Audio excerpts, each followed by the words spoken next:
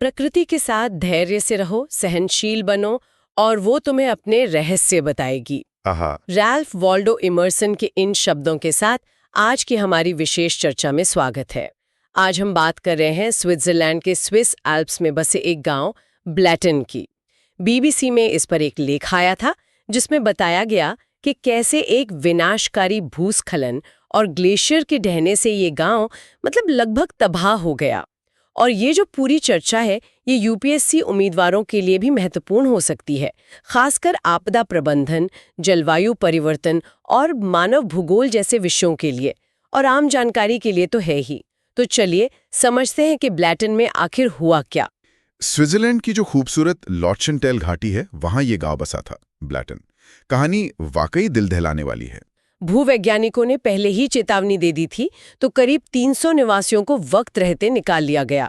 ये तो गनीमत रही, लेकिन कुछ ही दिनों बाद पहाड़ का एक बहुत बड़ा हिस्सा और साथ में ग्लेशियर भी टूटकर घाटी में आ गिरा।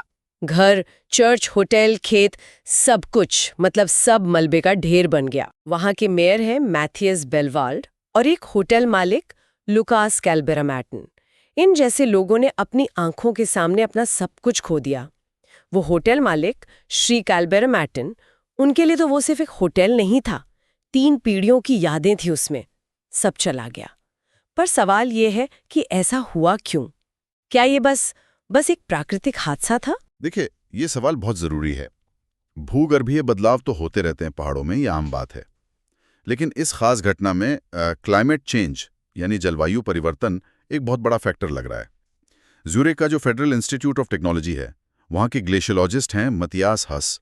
वो और उनके जैसे कई एक्सपर्ट्स बता रहे हैं कि तापमान बढ़ने से परमाफ्रोस्ट पिघल रहा है। परमाफ्रोस्ट वो जमीन जो हमेशा जमी रहती है। हाँ बिल्कुल, स्थायी रूप से जमी हुई जमीन वो पिघल रही है।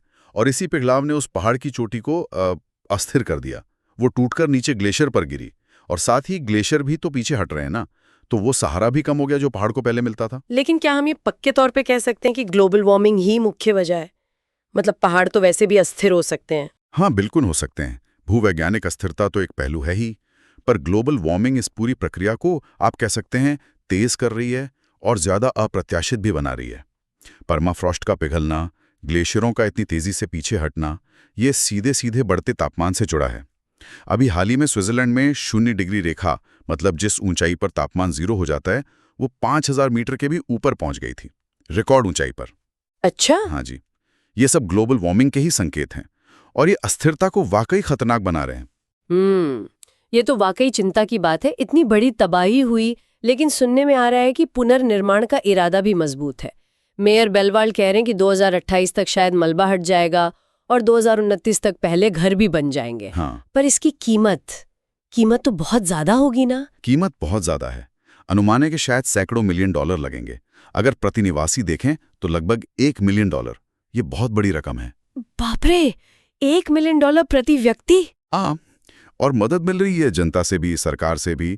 लेकिन अब ये बहस छिड़ गई है पूरे स्विट्जरलैंड में। बहस? किस तरह की बहस? कि क्या ये सही है?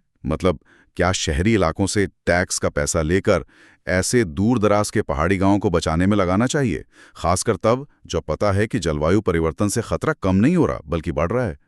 वहां का एक बड़ा अखबार है नॉइज़ यूखर साइतुंग, उसने तो यहां तक कह दिया कि पुनर्वास के बारे में सोचना चाहिए। पुनर्वास? गांव छोड़कर कहीं और बसना? हाँ, और इस सुझाव पर कुछ लोगों को गुस्सा भी आया है, क्योंकि ये मामला सिर्फ पैसे का नहीं है। ये स्विट्जरलैंड की पहचान से जुड़ा है, उनकी संस्कृति से। हाँ, समझ सकती हूँ। ये हाईमाथ वाली भावना, घर, अपनी मातृभूमि, ये बहुत गहरी होती है। जैसा वो होटल मालिक कह रहे थे, ये सिर्फ रहने की जगह नहीं, ये उनकी पहचान है, उनकी संस्कृति, बचपन की यादें। उस घाटी की तो अपनी बोली भी है, लीचर कहते हैं शायद। हाँ, और वो लकड़ी के नक्काशीदार मुखौटे, तशगेटा, बहुत पुरानी परंपराएं हैं। तो डर यही है कि अगर लोग चले गए तो ये सब भी खो जाएगा हमेशा के लिए। बिल्कुल। देखिए, स्विट्जरलैंड ने हमेशा अपनी इंजीनियरिंग पर बहुत गर्व किया है। आल्प्स को उन्होंने अपनी इंजीनियरिंग से साधा है। रेलवे लाइनें, सुरंगें, केबल कारें, क्या कुछ नहीं बनाया है। लेकिन अब, जैसा लुसर्न यूनिवर्सिटी के बोरिस प्रेविसिक कहते हैं, शायद ये आत्मविश्वास थोड़ा डगमगा रहा है। उनका मानना है कि क्लाइमेट चेंज प्रकृति की ताकत को इस हद तक बढ़ा रहा है कि शायद सिर्फ इंजीनियरिंग काफी ना हो। तो उनका क्या सुझाव है, छोड़ देना चाहिए? नहीं, छोड़ना नहीं। उनका कहना है कि हमें इन गांवों को बचाने के लिए लड़ना चाहिए, लेकिन ज्यादा तैयारी के साथ, ज्यादा लचीलेपन के साथ, जिसमें जरूरत पड़ने पर सुरक्षित निकासी जैसे कड़े कदम उठाने की तैयारी भी शामिल हो, क्योंकि आप पूरे पहाड़ को तो रोक नहीं सकते ना। ये बात तो सही है। पूरे पहाड़ को कैसे रोकेंगे, ये सोचना भी अजीब है कि 800 साल पुराना गांव इस तरह तबाह हो सकता है। फिलहाल तो वहां लोग, बचावकर्मी, सेना सब मिलके सफाई के काम में लगे हैं। वो होटल मालिक श्री काल्बिरमैटन कहते हैं, सबसे जरूरी बात यह है कि हम सब अब भी यहाँ हैं। तो ये कहानी सिर्फ एक गांव को फिर से बनाने की नहीं है, ये एक बहुत बड़े सवाल की कहानी है कि ये बदलती हुई दुनिया, बदलती हुई जलवायु के सामने हम अपने परंपरा, अपनी सुरक्षा और अपने भविष्य में संतुलन कैसे बनाएंगे। निश्चित रूप से आज की इस पूरी बातचीत से एक बात तो साफ है कि जलवायु परिवर्तन आल्प्स जैसे जो नाजुक इकोसिस्टम हैं, उनमें प्राकृतिक खतरों को कई गुना बढ़ा रहा है। और ये सिर्फ भूस्खलन जैसी भौतिक आपदाएं नहीं ला रहा, ये गहरे सामाजिक, आर्थिक और सांस्कृतिक सवाल भी खड़े कर रहा है। ये एक तरह से इंसान के लचीलेपन और प्रकृति की जो अपार शक्ति है, उसके बीच का एक निरंतर संघर्ष दिखाता है। और ये हमें एक सोच के साथ छोड़ जाता है कि जब हमारा पर्यावरण इतनी तेजी से बदल रहा है, तो कोई भी समाज अपनी विरासत को बचाने और अपने लोगों की सुरक्षा पक्की करने के बीच तालमेल कैसे बिठाएगा।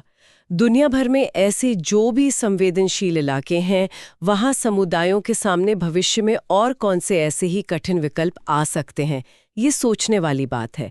इस विषय पर अगर आपके कोई विचार या सवाल हों तो नीचे टिप्पणी में हमें ज़रूर बताइएगा।